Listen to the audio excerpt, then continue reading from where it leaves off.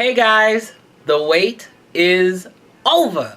I welcome you to the debut season of Sin TV. I am your lovely host, Malaysian Quita.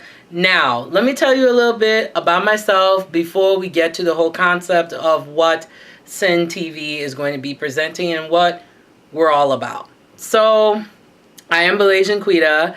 I am a YouTube vlogger and multicultural blogger.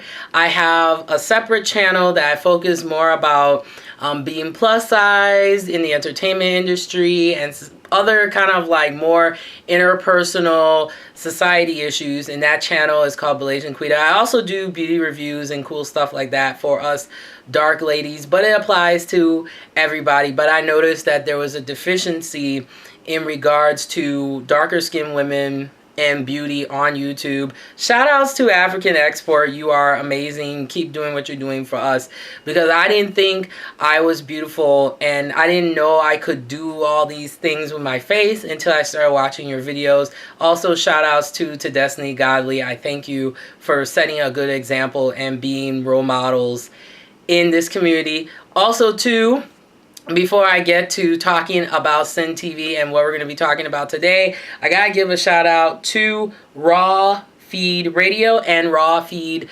Entertainment. I'm actually going to be featured on their radio show, so thank you so much, Raw Feed. You guys are amazing. So I'll have the links below so you can check them out. Today we're talking all about the international beauty obsession, meaning that, you know, when people think of beauty, it's tall, it's skinny, it's often European, but I wanted to kind of talk about it all around the world. So what I did was I sat down and I watched 3 distinct documentaries that focus on this international beauty obsession.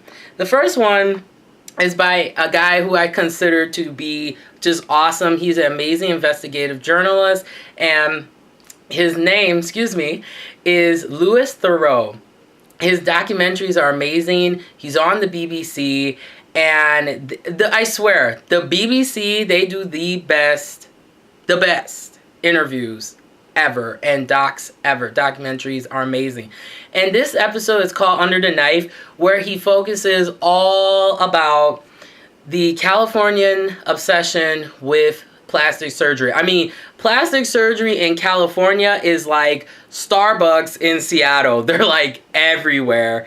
And it was really interesting watching the episode because there was one part of it where this lady got a image consultant to help her get plastic surgery and to help her get her life back on track.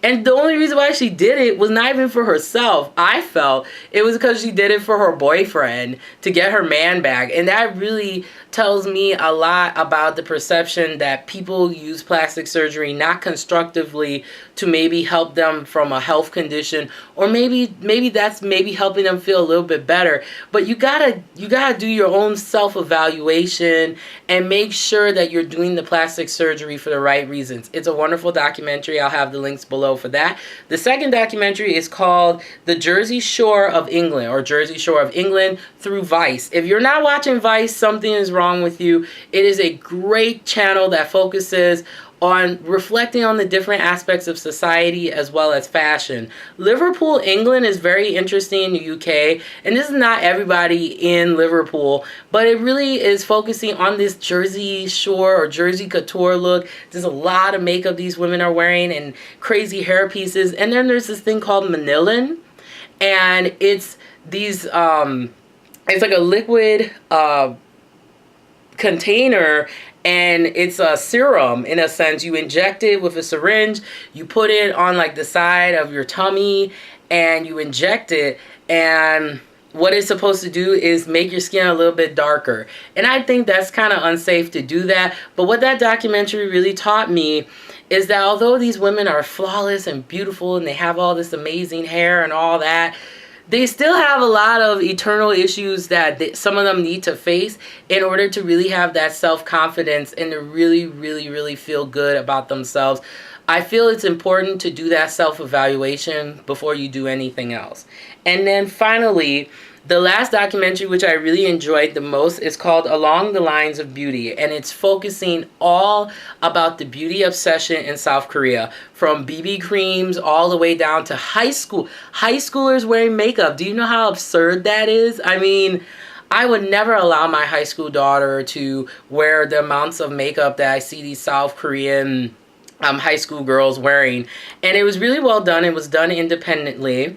And they went around and interviewed people in South Korea and talking about their perceptions of beauty. And one thing that I noticed all in common was that the women felt ashamed of their natural features. I think Asian women are some of the most beautiful women on the planet, whether they're from India, Japan, South Korea, all over Asia.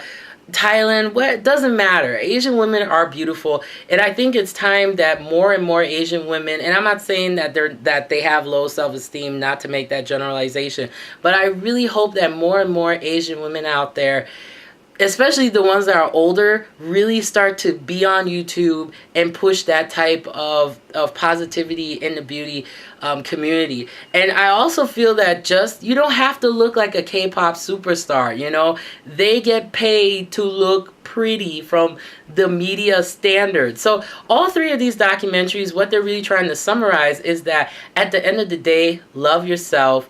And don't do what the society media tells you. You do it because it's inside of you. It makes you feel complete and it makes you feel happy. So let me know what you think about these 3 documentaries. I'll have the link below. And once again, I am Malaysian Quita, and thank you so much for watching.